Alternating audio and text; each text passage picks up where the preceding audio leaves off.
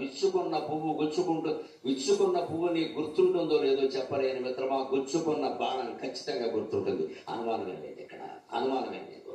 నేను బాణాలు వేస్తా. నాకు అందుకే ప్రవచనంలో బిరుదిచ్చారు మా గురువు గారు బేతవోలు రామవరమ్మ గారు. ప్రవచన హంస ప్రవచన కిరీటి అన్నారు. కిరీటి అంటే అర్జునుడు, వాడి పైన బాణాలు వేయడమే కాదు. నేను ప్రవచన బ్రహ్మని, ప్రవచన విష్ణు, ప్రవచన కిరీటిని బాగా వేస్తా, వాత వేస్తా. చురకలు వాతలు కావలసిన వాళ్ళే రండి, లేని వాళ్ళు ఇంట్లో విశ్రాంతి తీసుకో. నీ మనస్సు నేను మాట్లాడిన ప్రతి మాట నిన్ను జీవితాంతం వెంటాడవలసిందే, వేటాడవలసిందే, నువ్వు మారి తేలవలసిందే, ఖచ్చితంగా అవలసిందే. నేను నువ్వు ప్రశ్నించుకుని తెలవలసిందే. అయితే ఎందుకు ఇంత యోగ వాసిష్టం పనిలేక అన్ని శ్లోకాలు ఆయన రాయడం ఎందుకండి? భగవద్గీత చాలు కదా, భగవద్గీత 700 ఎక్కడ, యోగ వాసిష్టం కొడితే ఎన్నో వంతు 32,000 ఎక్కడ, 700 ఎక్కడ, సంబంధం ఏముంది?